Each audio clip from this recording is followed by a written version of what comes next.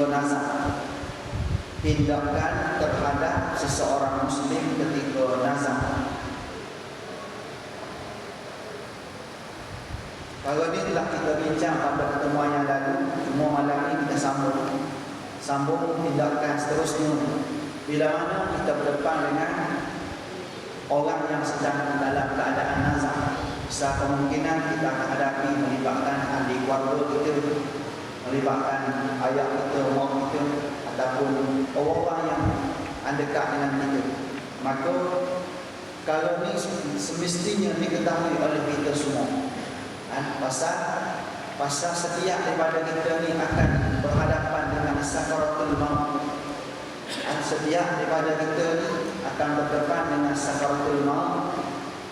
Dan setiap di kalangan kita ni juga, walaupun kita belum lagi dalam sakaratul maut, Allah SWT akan uji kita dengan kematian orang-orang yang tersayang, yang dekat dengan kita. Besar kemungkinan anak kita, suami kita, isteri kita, ayah kita, adik nenek kita dah seumpama. Maka bila mana perkara tersebut akan dihadapi oleh kita semua, tak dapat tidak.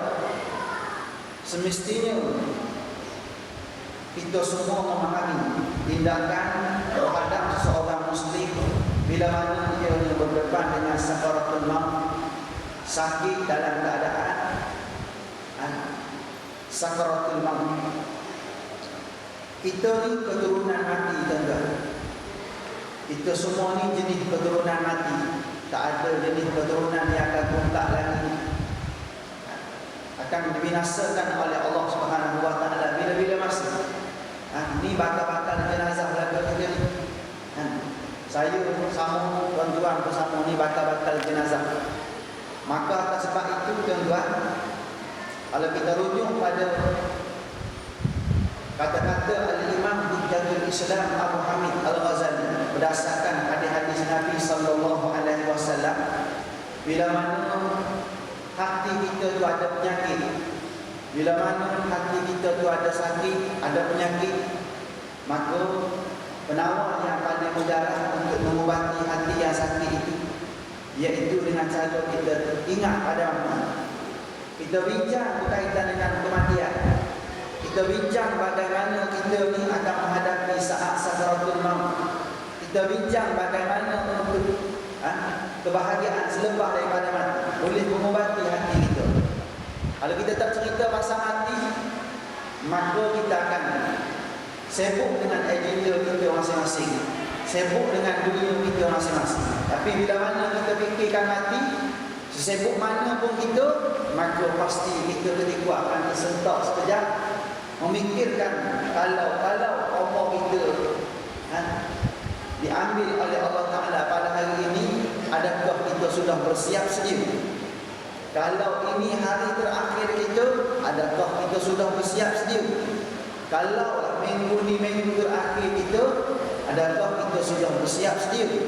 Ataupun pada bulan ini bulan terakhir kita, ataupun pada tahun ini tahun terakhir kita, adakah kita dah siap bersiap sedia dengan ketaatan pada Allah, dengan keimanan kita, dengan ketakwaan kita, dengan keikhlasan amal ibadah kita?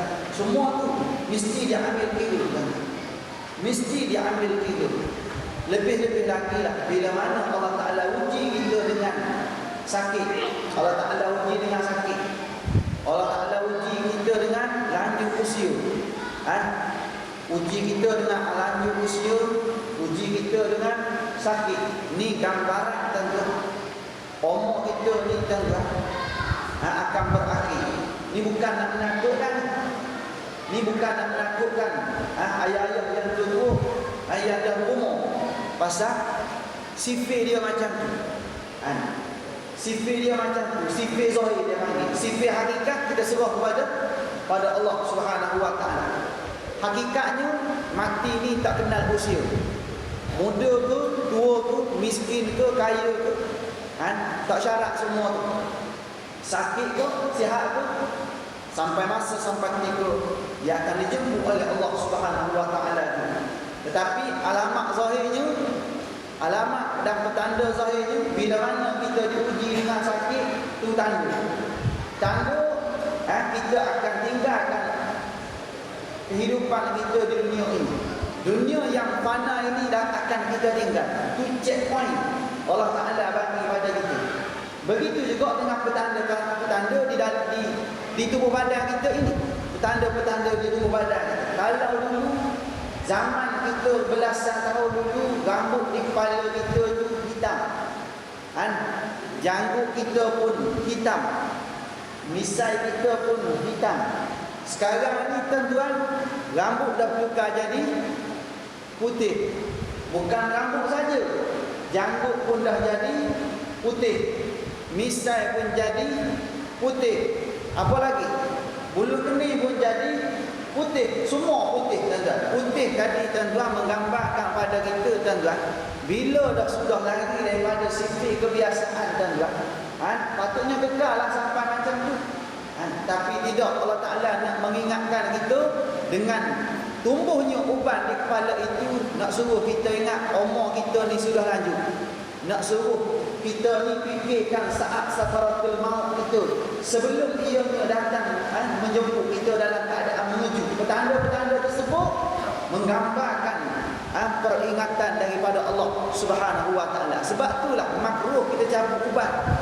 Makruh cabut ubat. Saja-saja nak cabut ubat, makruh. Biarkan di kepala kita, moga-moga kita tengok cermin. Zaman kita muda-muda dulu rambut kita hitam, sekarang dah tukar jadi putih. Moga-moga kita ingat pada kain putih. Moga-moga kita ingat pada kain kafan kita yang warna putih. Nak tengok macam tu. Tengok bila mana kita tengok cermin dulu muka kita licin, sekarang muka kita sudah berkedut. Tu gambaran apa benda, tuan-tuan? Gambaran kedudukan kita selepas pada ni, tuan-tuan, bertukar akan jadi bangkai yang paling musuh atas dunia ni, tuan-tuan. Itulah bangkai manusia. Bangkai yang paling musuh, tuan-tuan, manusia. Bangkai manusia. Sebab tu tak payah nak ego sangat kita, tuan-tuan.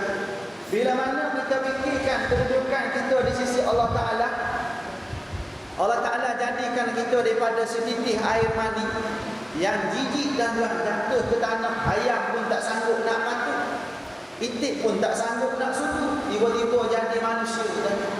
Alhamdulillah, panjang akal kita, sihat sejahtera kita, tuan-tuan. Bagi pangkat, bagi kelulusan, bagi kekayaan dan macam-macam. Kadang-kadang dengan ujian tersebut kita lupa kita ni hamba kepada Allah Subhanahu Wa Ta'ala. Ingat, penghujung kita, tuan-tuan, ialah bangkai yang jijik. Jadi bangkai lepas ni bertukar jadi makanan cacing, makanan ulat. Tukar jadi makanan cacing, makanan ulat. Maka apa kelebihan kalau itu kedudukan kita, kalau seumur hidup kita, tuan-tuan, yang kita lalu tu daripada awal dalam keadaan jijik, kesudahannya dalam keadaan jijik juga. Antara keduanya, tuan-tuan, daripada setitik air mani sehingga kita bertukar menjadi tanah balik, tuan-tuan. Bila mana kita dibumikan, kita dikebumikan oleh sahabat-sahabat kita. Antara proses tersebut, tuan-tuan, kita nak pastikan kita ni mulia di sisi Allah Subhanahu Wa Ta'ala. Nak jadi orang yang mulia di sisi Allah Ta'ala, tinggi darjat di sisi Allah Ta'ala, hebat keimanan kita di sisi Allah Ta'ala. Pasal apa? Pasal nilai kita selepas pada mati, nilai iman. Nilai kita selepas pada mati, nilai ketakwaan. Nilai kita selepas pada mati, nilai amalan. Nilai ubudiyah kita kepada Allah Subhanahu Wa Ta'ala. Bukan nilai kekayaan lagi, bukan nilai kemewahan lagi. Nilai kehebatan rohani kita di sisi Allah Ta'ala. Maka sehebat mana pun pangkat kita dunia pada hari ini, sekaya mana pun kita dunia pada hari ini, kalaulah balik akhirat besok, tuan-tuan, tengok-tengok rohani kita gersang, tengok-tengok, tuan-tuan, iman kita, tuan-tuan, hidup segan mati tak mau. Iman kita, tuan-tuan, kemarau ketika itu. Maka tak ada nilai sikit pun kekayaan kita, tak ada nilai sikit pun kemewahan yang kita sedang menikmati. Tak ada nilai.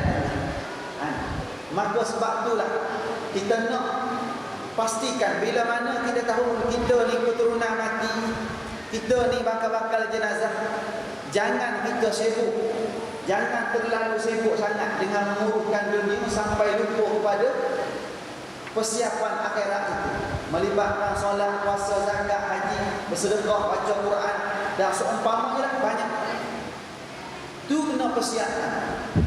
Saya cerita secara umum dan nak cerita pada malam ini dari segi sudut persiapan. Persiapan bila mana kita berdepan dengan seseorang yang dalam keadaan nazak, rentetan daripada apa yang telah kita bincang dalam pertemuan yang lalu.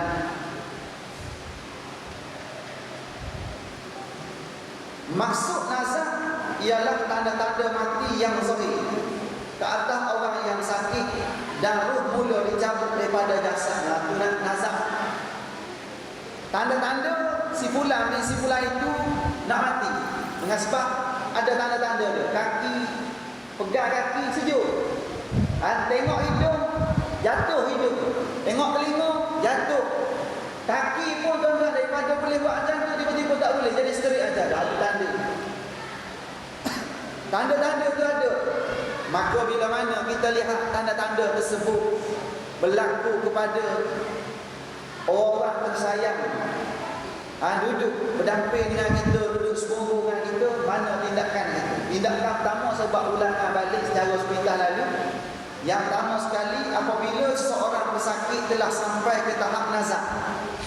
Bila mana seseorang itu sakit sampai satu tahap, dia sudah nazak, maka sunat bagi ahli keluarganya membaringkannya di atas lambung kanan.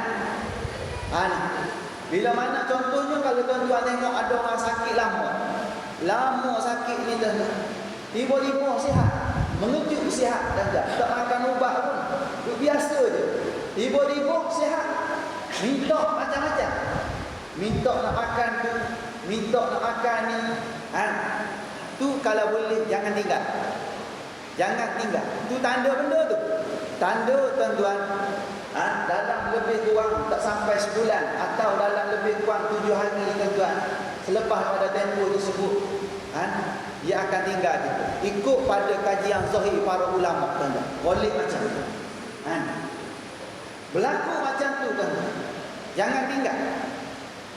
Di samping kita layan dia, maka tuan-tuan, dekatkan dia kepada Allah. Kembalikan dia kepada Allah Subhanahu wa taala. Ceritakan kepadanya berkaitan dengan ketuhanan. Ceritakan kepadanya berkaitan dengan keinsafan. Ceritakan kepadanya bagaimana membersihkan diri daripada bentuk dosa dan noda. Supaya apa? Proses peluang yang diberikan oleh Allah Taala selepas berlalu masa tempoh sakit yang panjang tadi, tiba-tiba sihat.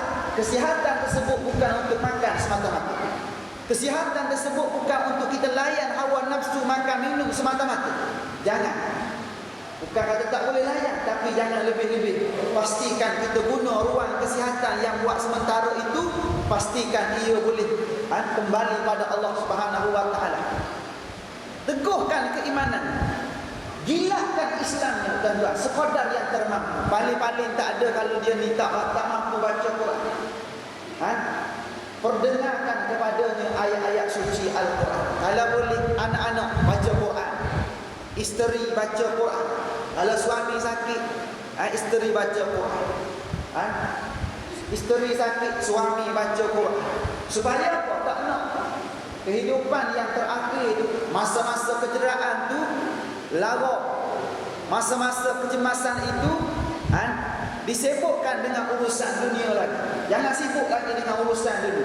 Biar kita sibuk dengan urusan akhirat. Paling-paling kurang telinga kita ni sering kali diperdengarkan dengan ayat-ayat Allah, diperdengarkan dengan kalam-kalam zikrullah, diperdengarkan dengan tazkirah dan seumpamanya. Kan banyak hari ni rakaman VCD dan seumpamanya. Kita boleh guna perkara tersebut untuk menyedarkan bila mana orang yang sedang sakit tiba-tiba sihat. Maka bagi ruang ketika itu, moga-moga Allah Ta'ala bagi keinsafan kepada dia. Bila mana dah sampai satu tahap, saat akhir dah ada tanda dah ketika itu. Dah ada tanda sakaratul maut ketika itu tuan-tuan. Antaranya tuan-tuan, telinga ni jatuh tuan-tuan. Telinga ni daripada tegak macam ni tak tegak lagi lah tuan-tuan. Terumbang ambing telinga ni. Lepas tu hidup ni tuan-tuan daripada boleh tegak elok, tiba-tiba kadang-kadang dia bengkok sini, kadang-kadang dia boleh bengkok sini, kadang-kadang dia boleh jatuh ke bawah. Bibir mulut ni pun sama juga tuan-tuan. Kadang-kadang tuan-tuan bibir mulut ni masa kita sihat boleh kita naik atas.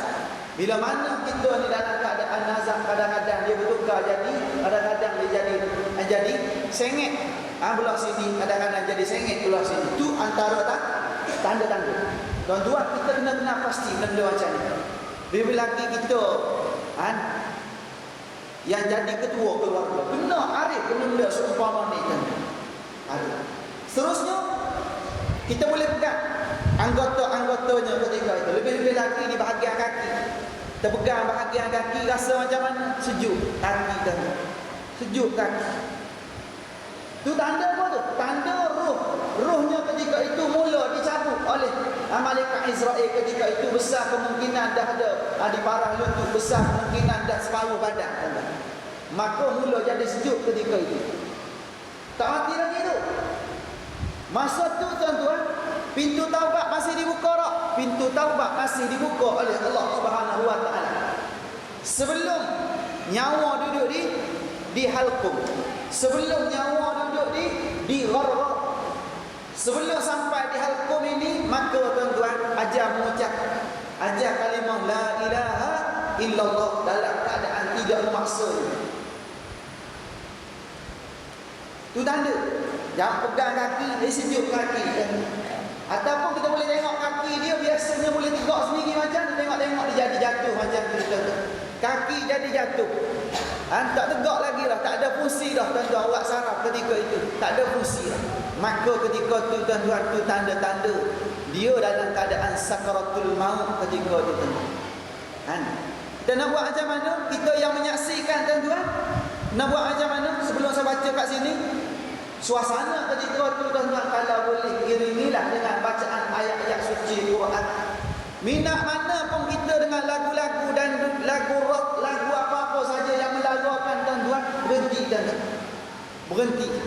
Jangan iringi ayah kita, mak kita, orang tersayang ni tuan-tuan, dalam keadaan dia leka dengan muzik-muzik yang melagakan tersebut tuan-tuan. Iringilah pemergiannya dengan ayat-ayat suci Al-Quran. Bacakan Yasin dan seumpama. Bacakan Yasin dan seumpama. Nak macam tu.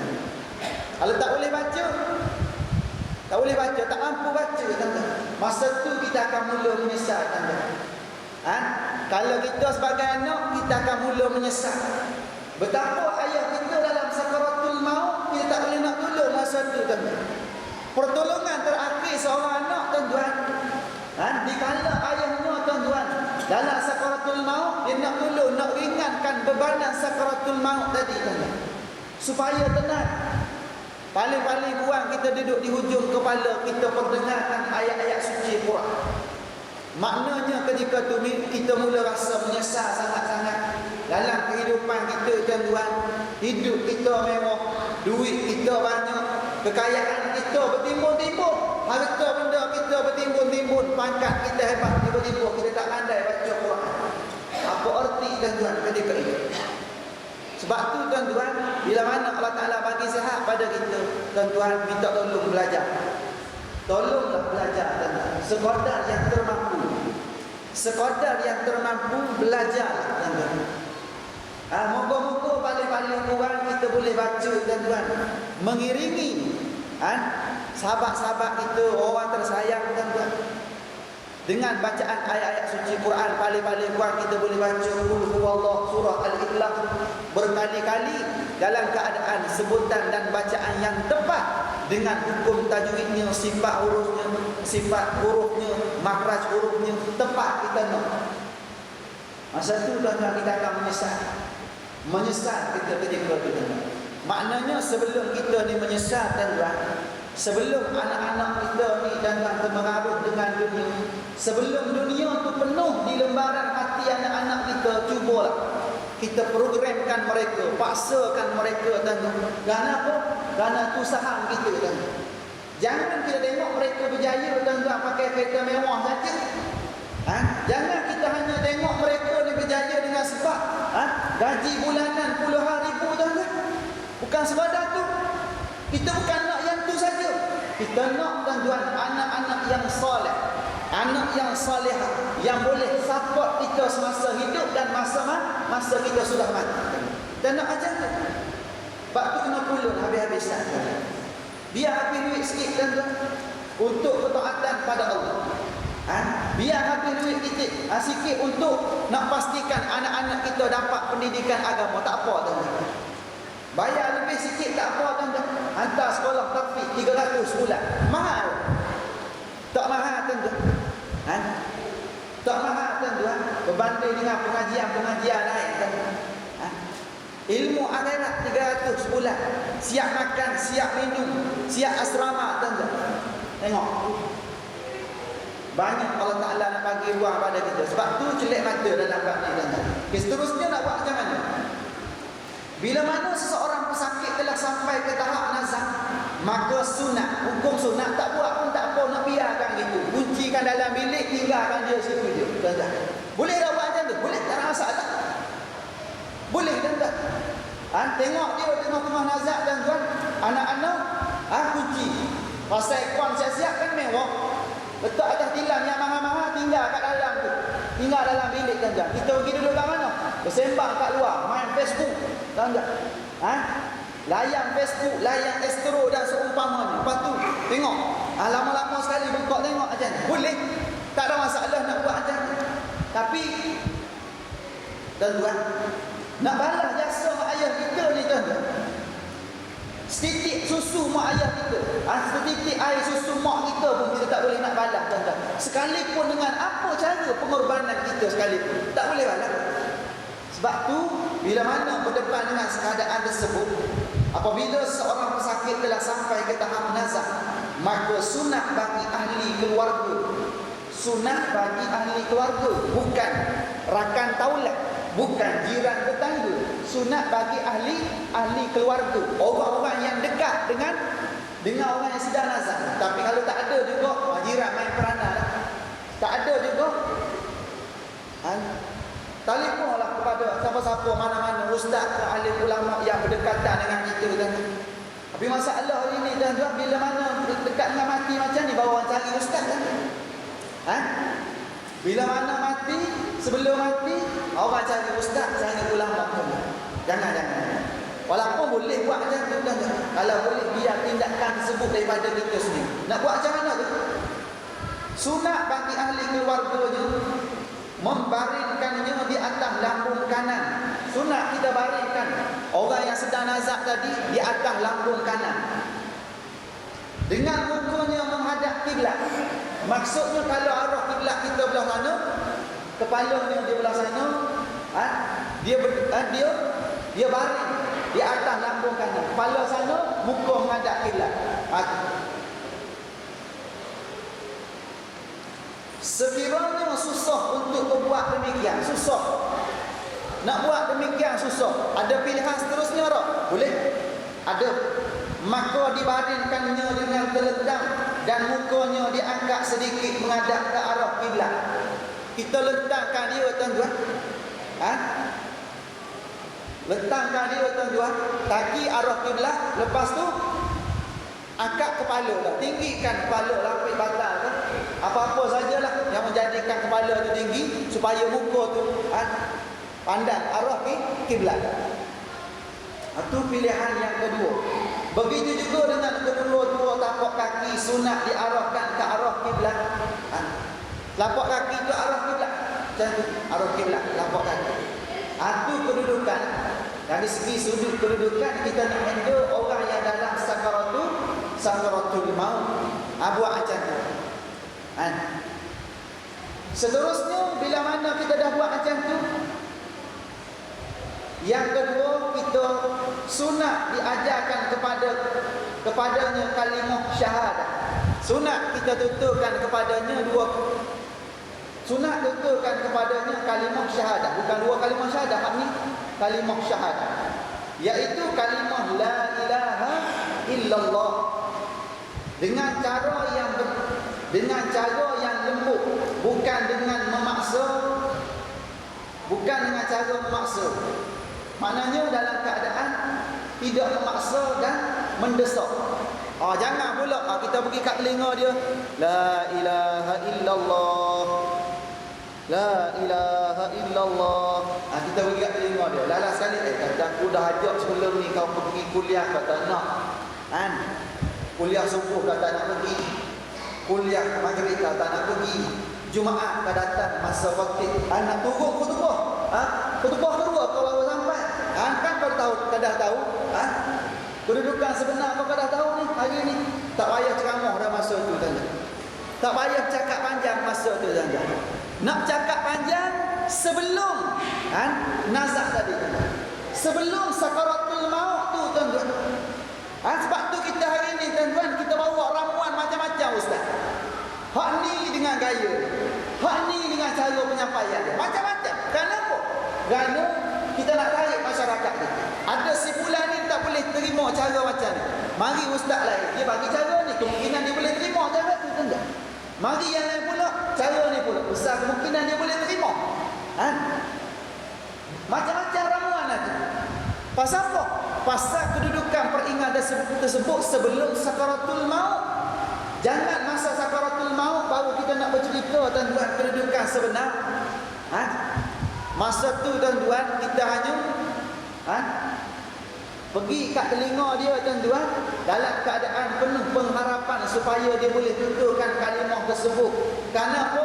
Kerana ambil daripada hadis Nabi. Nabi kata man akhiru kalamihi la ilaha illallah dakhala al-jannah. Nabi pernah bagi tahu barang siapa yang akhir kalamnya la ilaha illallah dakhala al-jannah. Syurga tuan-tuan bagi orang yang dapat akhirkan kalamnya dengan kalimah la ilaha illallah. Sama ada dengan sendiri ataupun dengan pertolongan orang. Kita pergi talqinkan dia. Pergi tuturkan kat telinga dia dengan sebab kita ucapkan kalimah tersebut dia dengar, dia pun ucap juga tak apa. Ataupun dengan sendiri dia boleh buat tuan-tuan. Dengan sebab dia dah terlalu biasa dengan kalimah tersebut dalam kehidupan ni. Sebab tu tuan-tuan, paling kurang tuan-tuan, tahlil ni dalam sehari 300 tahlil dalam sehari. Paling malah 300 sehari tuan-tuan, sebagai melatih lidah kita tuan-tuan. Sebagai latihan lidah kita mengagungkan Allah, meninggikan Allah tuan-tuan. Latih lidah kita tuan-tuan. Yang selayaknya disembah hanya Allah. Bukan wang ringgit, bukan pangkat darjah, bukan selain daripada Allah. Hanya Allah. Kena buat macam tu. 300 tuan-tuan. Saya belajar dengan Datuk Ismail Kamu. Dia showkan dan galakkan semua pelajar-pelajar dia hidupkan zikir antara zikir yang diajar dan paling kurang 300 la ilaha illallah. 300 la ilaha illallah. Banyak lagi hal lain tuan-tuan. Diajar. Cuma saya bagi satu. Kalau bagi semua lain kali tak boleh cerita. Satu sekali cerita tuan-tuan. Kalau saya terima tu cerita tuan-tuan. Sebelum ni saya dah cerita dalam bab ayat kursi dah cerita kan? Dah cerita bab ayat kursi kan? Saya cara berdiri dengan ayat kursi dah cerita kan sebelum ni? Asyik belum ni. Dah cerita sebelum ni kan? Dah cerita belum ni. Bagi tahu. Siapa tak datang tanya orang tahu. Tanya orang tak datang sebelum ni. Tuan-tuan. Saya bagi. Kita tak nak jadi orang yang kedegu ilmu tuan-tuan. Kita dapat kita sampaikan. Hidupkan dengan zikrullah paling kurang 300 kali sehari tuan-tuan. La ilaha illallah. Kalau boleh waktu pagi, tak ada masa pagi, petang, tak ada petang, sebelum tidur waktu malam. Sebelum tidur waktu malam tu. Lepas tu hak lain-lain tu saya cerita lain kali dalam bab istighfar. Istighfar ni tak cerita dah, memang kena tiap hari dah betulnya. Selawat kena tiap hari dah sepatutnya. Cuma saya cerita lain kali kedudukan susun galuh dia tuan-tuan. Ada dalam bentuk pengamalan imam. Dalam bentuk pengamalan imam Hujatul Islam Abu Hamid Al-Ghazali, Imam Ghazali. Ada zikir-zikir melibatkan harian. Kita cerita pada surah. Kita bagi laluan kepada lawan azan, lepas ni kita sambung balik.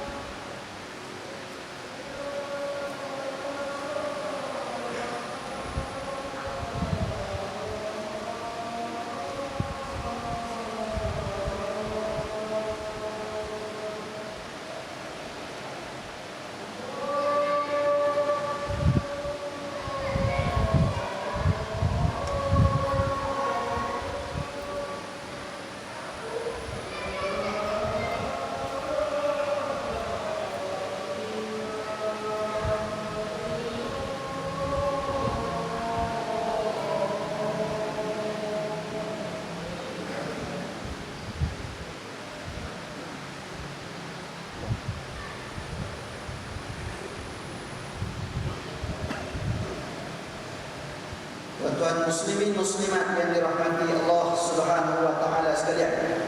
Seterusnya yang kedua, disunatkan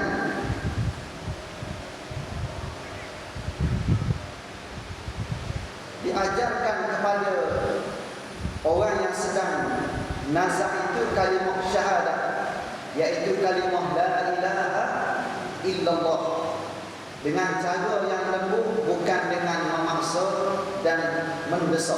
Jangan paksa dia, jangan mendesak dia. Ia dilakukan dengan diulang-ulang kalimah tersebut tanpa menyuruhnya supaya melafazkan. Kita ulang-ulang je kat telinga tu tuan-tuan. Tanpa kita suruh. Tanpa kita suruh dia ucapkan kalimah tersebut. Pasal apa? Pasal kalau dia ni betul-betul tuan-tuan Muslim mukmin, bila mana kita tuturkan kalimah tersebut, dia akan terlintas untuk menuturkan kalimah tersebut. Dia akan datang sendiri ketika. Cuma kita tolong ingatkan kat telinga, la ilaha illallah, la ilaha illallah. Pelan-pelan kat telinga. Ulang-ulang dalam keadaan tidak suruh dia ucapkan kalimah tersebut. Dia ucap sendiri. Kerana Rasulullah sallallahu alaihi wasallam bersabda, laqinu mautakum la ilaha illallah. Ajarkanlah orang yang hampir mati di kalangan kamu dengan kalimah la ilaha illallah. Ajarkan, kena ajar tuan-tuan orang yang dekat-dekat nak mati, hampir mati itu dengan kalimah la ilaha illallah. Kita yang kena biasa tuan-tuan kalimah tersebut. Bila mana kita biasa, senang nak tutur. Tapi kalau tak biasa, susahlah nak tutur tuan-tuan. Ada cari kalimah-kalimah hak biasa kita tutur, jadi keluar masa tuan-tuan. Kalau kita biasa tutur kalimah apa tuan-tuan? Dia keluar kalimah. Tapi kalau dalam kehidupan kita tutur kalimah apa? Kalau la ilaha illallah 300 pagi, 300 petang, malam 300 lagi. Hebat. Maka besar kemungkinan tuan-tuan kalimah tersebut senang dituturkan. Pasal dah biasa sangat. Biasa kita tutur. Macam orang penyakit latok, tahu latok? Kita cucuk dia, tuan-tuan, dia biasa keluar kalimah tu, kalimah yang biasa dituturkan. Kita juluk je sini, dia keluar. Lidahnya secara tak langsung ketika tu dia keluar macam-macam. Macam-macam tu apa benda tu? Hak biasa dituturkan. Tapi bagi orang yang dekat dengan Allah tuan-tuan, bila mana dia biasa ucap la ilaha illallah, dalam keadaan nazak tadi tuan-tuan, ucapan tersebut bila mana diajar antaranya tuan-tuan, dia senang untuk nak tangkap kalimah tersebut. Dia dengar, ni biasa ucap. Jangan tunggu tahlil dulu, jangan tunggu doa selamat dulu. Nak bertahlil, tunggu doa selamat dulu, tak jadi tuan-tuan. Hak tu nak bagi nasi, nak pergi makan nasi gulayam, tak apalah macam tu tuan-tuan. Nak makan kari kambing, tak apalah pergi macam tu tuan-tuan. Jangan tunggu, hak tu tak apa, program. Sekali-sekala buat macam tu. Hak biasa, hak kita kena buat program sendiri tuan-tuan. Biar ada program kita sendiri kat rumah kita. Kalau boleh biar ada tasbih kita sendiri tuan-tuan. Tasbih tu kena ada kat rumah tuan-tuan. Tanda biar kita nampak bersungguh tuan-tuan. Alah, dengan jari pun boleh ustaz. Ya, tengok banyak helah kita tuan-tuan. Dengan jari pun boleh. Tengok-tengok dengan jari pun tak buat, dengan tasbih pun tak buat, dengan apa pun tak buat tuan-tuan. Kalau boleh biar ada sejadah, biar ada tempat untuk kita nak solat tuan-tuan. Solat apa tu? Solat sunat kita. Tempat tu tuan-tuan. Tempat tersebut tuan-tuan. Jangan kita bagi budak-budak main situ tuan-tuan. Biar tempat tersebut khusus untuk tempat kita ibadah. Dalam bilik kita ada ruang. Ni dia. Tempat kita betang sejadah. Ni sejadah kita, ni tasbih kita. Masa kita nak solat, tu. Masa kita nak bangun malam, tempat tu kan. Kena macam tu kan. Kena macam tu. Lebih-lebih lagi kita hak senyum-senyum lah tu dan lagi kena ada benda gitu. Lagi kena ada perkara-perkara tersebut tuan-tuan. Ni tasbih pun tak ada tuan-tuan lagi. Kopiah pun tuan-tuan. Sebulan hak sama tuan-tuan. Sebulan kopiah hak sama tuan-tuan. Baru macam belajar. Tak jadi tuan-tuan. Biar berkaruka lah Paling-paling tak ada seminggu sekali. Paling-paling tak ada tuan-tuan. Sebulan 2 kali tukar lah kopiah tu. Sebulan tu 2 kali tukar tuan-tuan. Paling-paling tukar. Ni tengok-tengok sebulan tuan-tuan.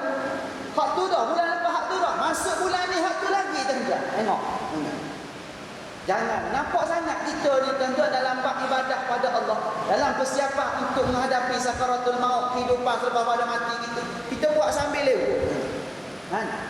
Kita buat biasa-biasa tuan-tuan. Ibadah kita kayak lekong solat kita tuan-tuan. 3 minggu sekali basuh tuan-tuan. Sepatutnya seminggu sekali basuh tuan-tuan. Lekong solat kita.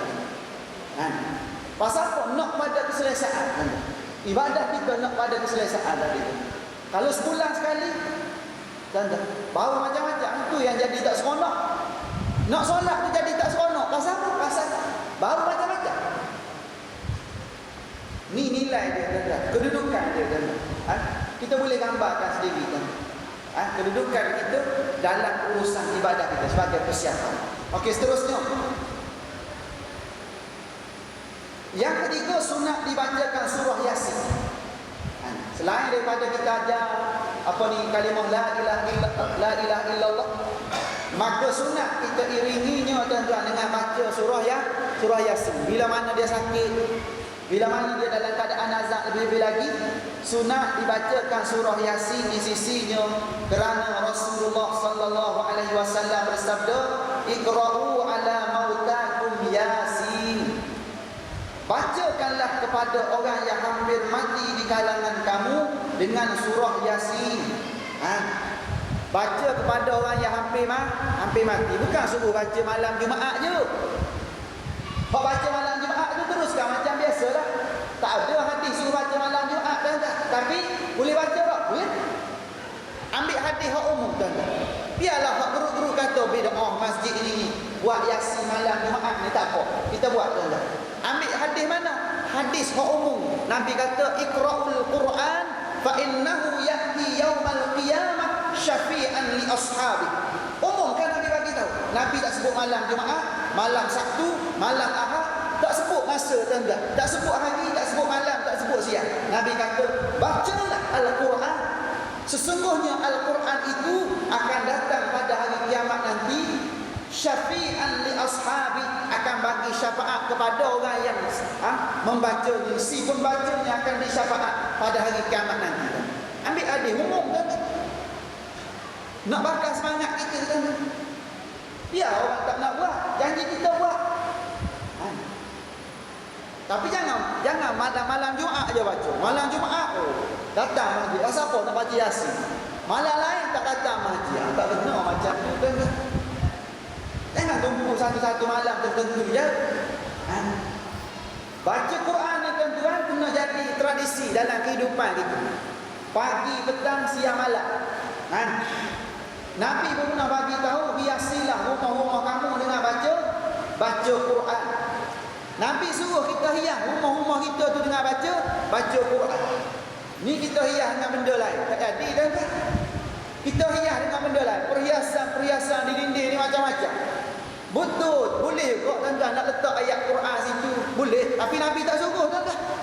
Nabi tak suruh tuan-tuan kita letak ayat Quran di dinding sana. Nabi tak ada. Nabi suruh baca Quran. Tapi salah nak letak? Tak salah. Daripada kita letak benda-benda lain, elok juga sekali kita tengok. Ni ayat 1000 dinar. Wa man yattaqillah. Tengok sini. Sama, wa man yattaqillah juga. Tengok sana ayat kursi pula. Maknanya pada kurang kita tengok. Kita boleh teringat juga. Boleh buat. Tapi lebih pada tu tuan-tuan, selain daripada kita hiasan ruang tamu kita, dinding-dinding di rumah kita dengan bunga-bungaan, dengan perhiasan corak-corak macam-macam. Hak lebih daripada tu tuan-tuan, suasana rumah kita kena hiasi dengan benda, dengan bacaan Al-Quran. Pasal dengan baca Quran tadi dia boleh tarik rahmat. Rahmat turun rumah kita tuan-tuan. Bila mana kita baca Quran, rahmat turun rumah kita. Bila mana rahmat turun rumah kita diberkati. Orang dalam rumah tadi diberkati oleh Allah Ta'ala. Kena macam tu tuan-tuan. Sebab tu Nabi kata wala taj'alu buyutakum kal maqabir. Jangan kamu jadikan rumah-rumah kamu sunyinya ibarat tanah perkuburan. Jangan.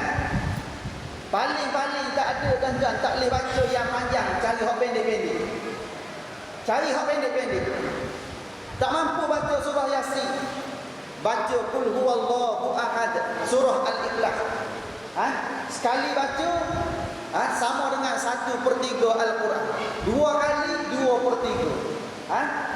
3 kali baca seolah-olah kita khatam satu Quran, pahala tuan-tuan. Jangan duk main khatam Quran sekali, kita pun baca 3 kali. Sekali khatam memang betul lah pahala, tapi dia tak sama dengan orang yang baca betul-betul khatam 30 juzuk Quran tu. Jangan duk main asyik baca keluar Allah je. Tak nak baca hak lain, baca juga hak lain kan. Tapi dalam keadaan kita tuan-tuan tak mampu baca hak lain, bacalah qul huwallah, baca Al-Fatihah dan seumpamanya. Kena tuan-tuan. Kena. Di rumah kita tak mampu juga nak baca tuan-tuan. Beli kaset tuan-tuan. Beli kaset, beli VCD, beli apa saja tuan-tuan. Kecanggihan semasa melalui handphone yang canggih tu, buka. Daripada dengar lagu-lagu lain, kita buka, kita dengar bacaan ayat-ayat suci Al-Quran. Supaya paling-paling kurang tuan-tuan, dengan cara kita dengar tadi tuan-tuan, kita dapat pahala mendengar, walaupun kita tak dapat pahala sebagai membaca. Kita dapat pahala mendengar, tak apa. Lebih lagi masa bila mana kita ada anak-anak kecil tuan-tuan. Jangan buka benda-benda tak tentu hala tuan-tuan.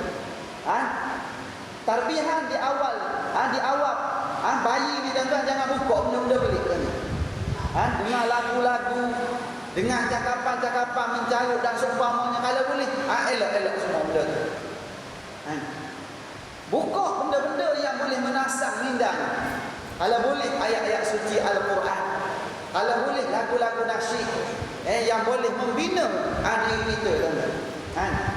Banyakkah hari ini tuan-tuan jenis-jenis lagu nasyid tuan-tuan, qasidah yang anak-anak ada tuan-tuan. Ambillah tuan-tuan, ya Thaibah lah, itulah, inilah tuan-tuan. Macam-macam ada. Cuma bergantung pada kita. Tapi kalau kita jenis tak minat tuan-tuan, memang tak minat tuan-tuan, tak boleh pasang tuan-tuan. Pasang 5 minit boleh, minit seterusnya tak boleh. 5 minit tu paling lama. Tapi kalau tengok drama 3 jam tak rasa apa. Tapi kalau dengar Quran 5 minit, panas rasa tuan-tuan. Panaslah tuan-tuan ni. Dosa banyak kat dalam tuan-tuan. Bila mana dosa banyak kat dalam tuan-tuan, rahmat tak boleh nak turun. Bila mana tak boleh nak turun, dia bertembur tuan-tuan. Positif dengan negatif tuan-tuan. Dalam sekali kita jadi rasa panas tuan-tuan, kena taubat pada Allah Ta'ala. Peringkat awal memang rasa macam tu. Tapi kalau dah seronok tuan-tuan, dah biasa, seronok pula. Tak dengar Quran, tak sedap. Tak boleh baca Quran, tak sedap. Nak biar macam mana ibadah kita? Biar kita ibadah tadi tuan-tuan, kita baca Quran, kita beramal apa saja, biar betul-betul ikhlas. Cara nak ikhlas ni tuan-tuan sampai satu tahap kemuncak dia, biar kita boleh tenggelam dalam keikhlasan itu. Maksud macam mana tenggelam? Seolah-olah kita tenggelam dalam ikhlas tadi. Kita fana dalam keikhlasan kita tadi kepada Allah Ta'ala. Sehingga lama masa rasa sekejap. Itu dia panggil tenggelam dalam keikhlasan. Lama berlalu masa 3 jam, tapi rasa macam 10 minit. Baca 3 juzuk, tapi rasa macam sekejap je baca. Itu manis dia panggil, kemanisan.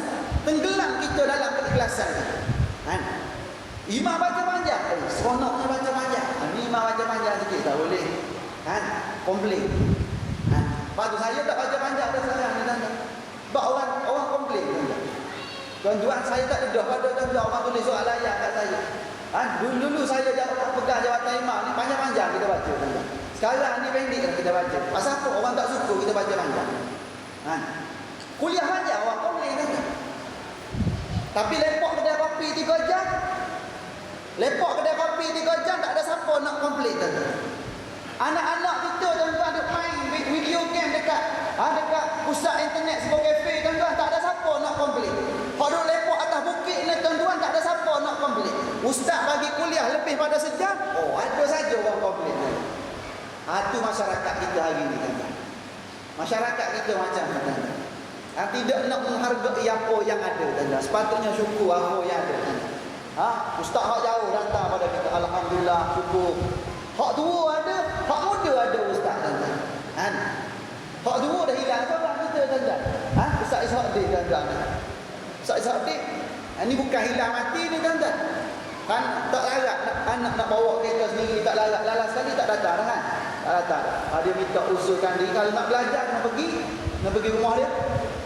Nak pergi rumah dia. Pasal apa? Masa ada tak nak menghargai. Lalas sekali ustaz dah tak boleh datang dah. Nak belajar pergi rumah dia. Sedangkan pengajian hak paling utama kita kena dahulukan pengajian tauhid. Tengok hak tu hak paling tak ada sambutan. Tapi kalau buat program ceramah umum, ramai pula datang. Silap kita hari ni tuan-tuan. Tu kelemahan kita pada hari ni tuan-tuan. Dalam sekali lepas satu-satu kita kehilangan pakar-pakar dalam satu-satu bidang tertentu. Lebih lagi dalam bidang ilmu tauhid, ilmu nak mengenal Allah. Dah tak ada tuan-tuan. Nak ganti tak ada orang tuan-tuan. Tak ada yang pakar. Ada hak pakar tuan-tuan. Pakar benda lain lah tuan-tuan. Pakar dalam bidang tauhid tak aman. Okey, seterusnya maknanya hiasilah kita rumah-rumah kita dengan baca Quran, bukan baca pada orang mati saja. Tunggu mati ni baca Quran ni. Tradisi dalam masyarakat kita tuan-tuan, kalau bunyi baca Yasin tu, bunyi baca Quran kat masjid tu, tu tanda apa tu? Tanda apa? Tanda kematian. Tu makuk punya apa ni? Pemikiran tuan-tuan dah jadi macam tu. Ada kematian baru bunyi baca Quran. Orang-orang kampung dulu tuan-tuan tiap-tiap malam bunyi baca Quran. Kita lalu tuan-tuan. Rumah melak, pelita ayam dia kat dalam. Tapi tuan-tuan bunyi baca Quran tuan-tuan. Kelompok baca Quran ramai-ramai tu. Tu di kampung-kampung dulu tuan-tuan. Kita hari ni kalau bunyi baca Quran tu kita tanya, siapa mati tu? Siapa meninggal tu? Pelik bunyi tuan-tuan. Tu zaman kita hari ni tuan-tuan. Tradisi baca Quran dah hilang dah tuan-tuan. Walhal baca Quran tu jadi ibadah. Pelik zaman kita hari ni tuan-tuan. Kita ni dah jadi benda-benda pelik dah kat zaman kita hari ni. Mana kita tukar. Kita hak mengaji kat masjid dengan kuliah ni tuan-tuan. Kita balik tuan-tuan, buat balik di rumah-rumah kita tuan-tuan baca Quran. Balik-balik tak ada. Balik waktu subuh tuan-tuan jangan tidur.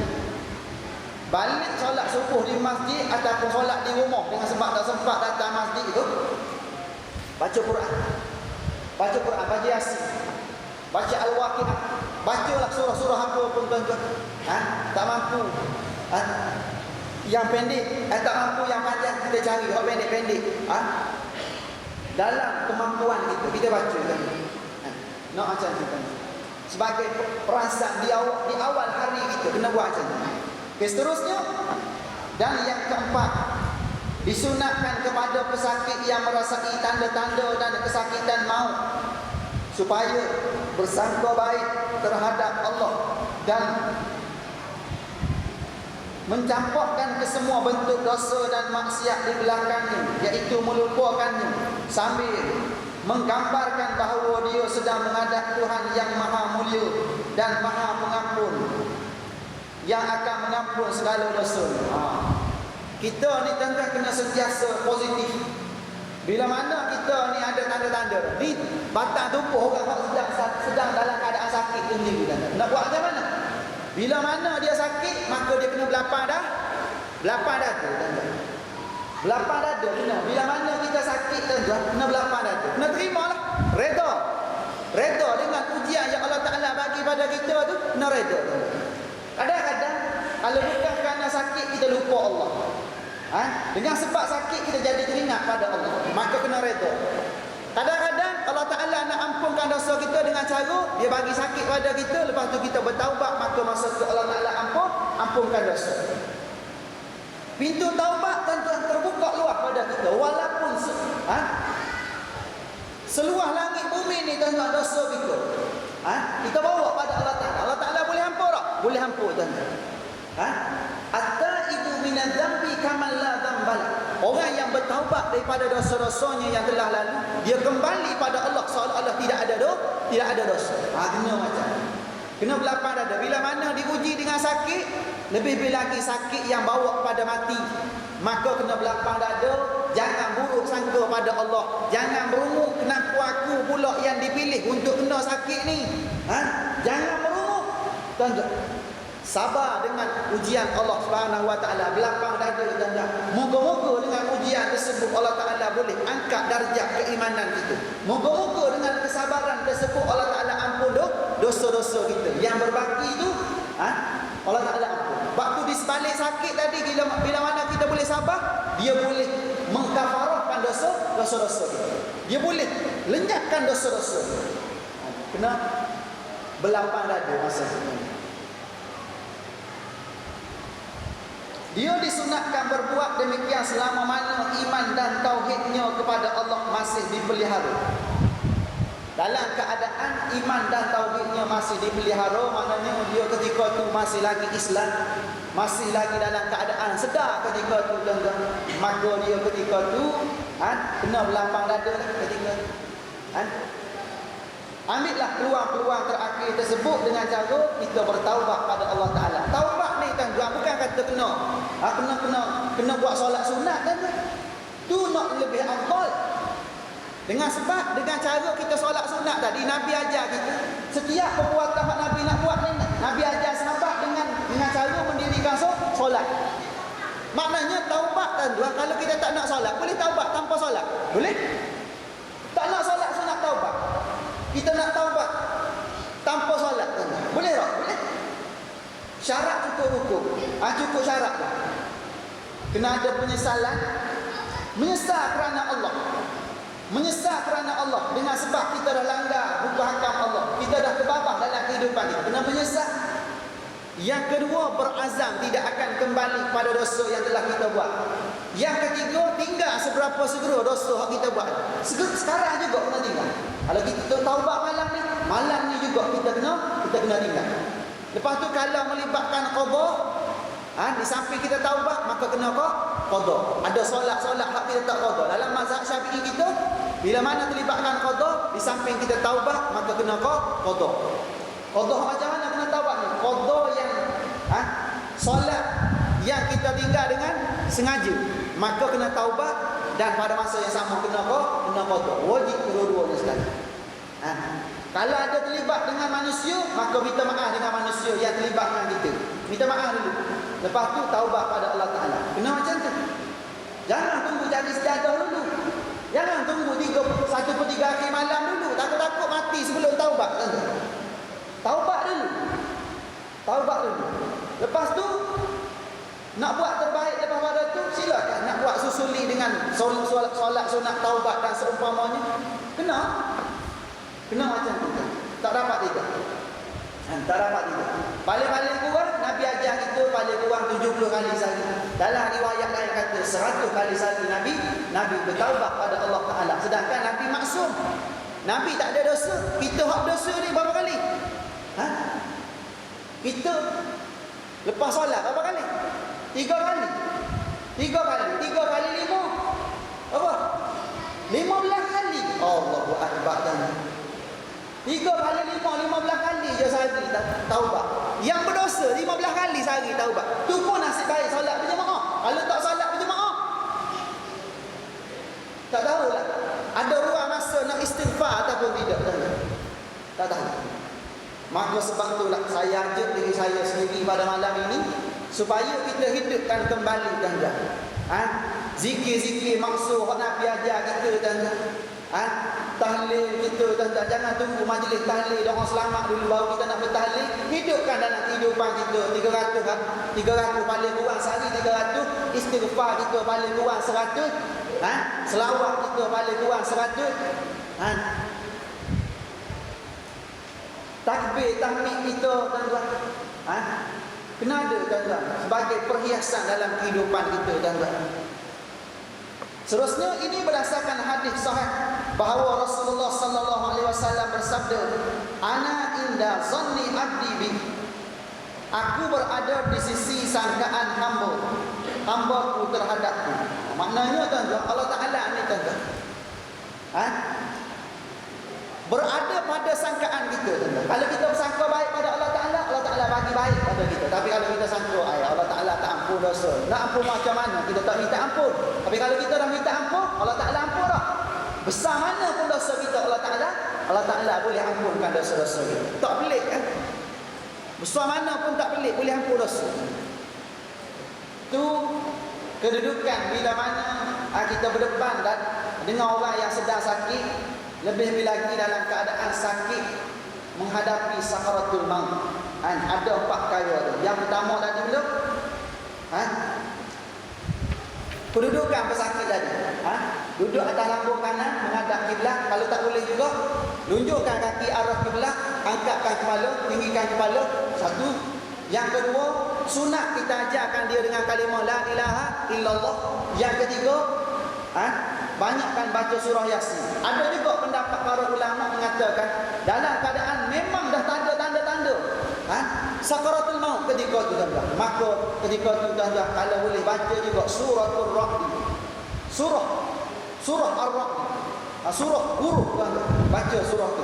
Nak menghilangkan huru-hara kepenatan dalam keadaan sakaratul maut. Moga-moga boleh tenangkan keadaan. Baca. Ataupun tak nak baca yang tu, bacalah mana-mana ayat-ayat Allah Subhanahu wa taala. Tu yang keberapa? Yang kedua, yang ketiga. Yang keempat, sunat kita bersangka baik pada Allah Subhanahu wa taala dan pada masa sama ruang-ruang yang ada tersebut mohonlah keampunan pada Allah Subhanahu wa taala. Moga-moga tuan-tuan, mati tersebut mati yang dalam keadaan husnul khatimah, mati dalam keadaan bersih daripada segala bentuk dosa dan noda, mati dalam keadaan beriman kepada Allah Subhanahu wa taala. Jadi cukuplah tuan-tuan untuk perbincangan kita pada malam ini. Moga-moga dapat kita amalkan dalam kehidupan kita walaupun belum mati lagi ustaz. Belum nazak lagi ni, lambat lagi nak kena beramal. Jangan tunggu nak nazak dulu nak beramal. Nak baca Quran, nak bertahlil, nak baca Yasin, nak berzikir, nak istighfar, jangan tunggu. Sakit jangan tunggu nazak dulu baru nak baca. Mula sekarang tadi. Latih sekarang. Latih sekarang, moga-moga sampai masa tengok-tengok kita dah biasa dah tuan-tuan. Okey, untuk akan datang kita akan bincang berkaitan dengan tindakan selepas kematian seorang muslim. Bila mana dah mati dah? Dah mati dah, confirm mati. Dah nadi, mati. Tak ada dah, tak gerak. Sini pun tak ada. Tak ada. Nak buat benda. Yang ada berapa perkara disebut dalam kitab Fiqhul Manhaji ni, ada 4 perkara lagi tuan-tuan. Bila mana dah mati dah, maka tindakan kita untuk si mati tersebut tuan-tuan ada 4 perkara lagi tuan-tuan. Tu kita bincang pada pertemuan kita pada masa yang akan datang insya-Allah. Ada soalan tak? Ada? Ada? Sila. Kalau ada angkat suara sikit. Aku tanya.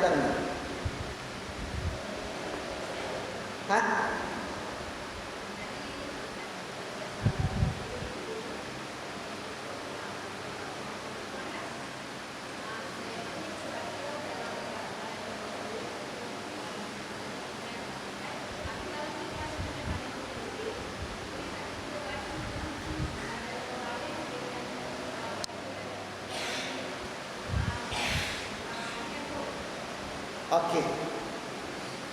Kita nak baca melalui handphone tuan-tuan. Boleh tak? Boleh.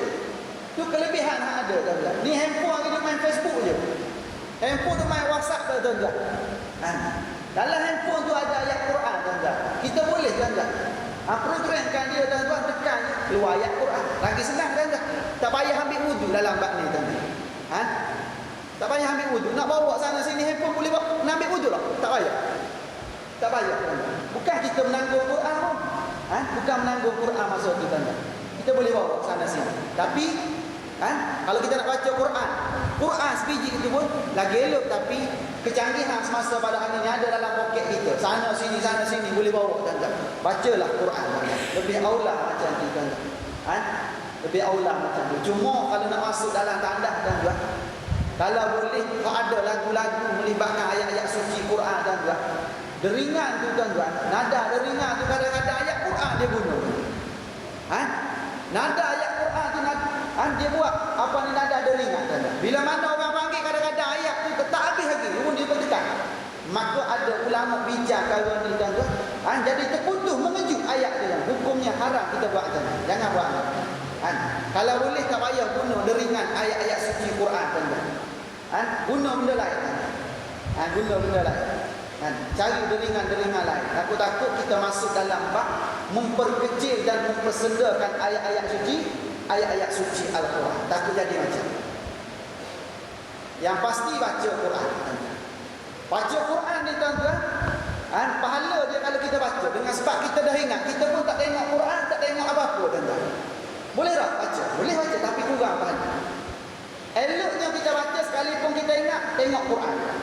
Pasal pahala tengok kita dapat, pahala baca kita dapat. Tengok. Lepas tu bila mana kita angkat suara tuan-tuan, orang mendengar tadi tuan-tuan, boleh pahala pula dengan sebab kita baca. Sebab tu bila mana kita baca kat rumah, jangan baca sekadar dengar telinga kita saja. Tu kedekut dia panggil tuan-tuan. Malah kongsi pahala dengan orang tuan-tuan. No, kita baca kuat sikit tuan-tuan.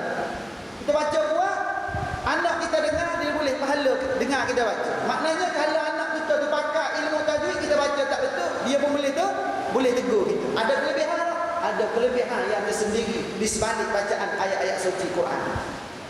No macam tu kita. Tak dapat kita. Apa ya? Sambung di pertemuan akan datang. Sekadar itu saja siru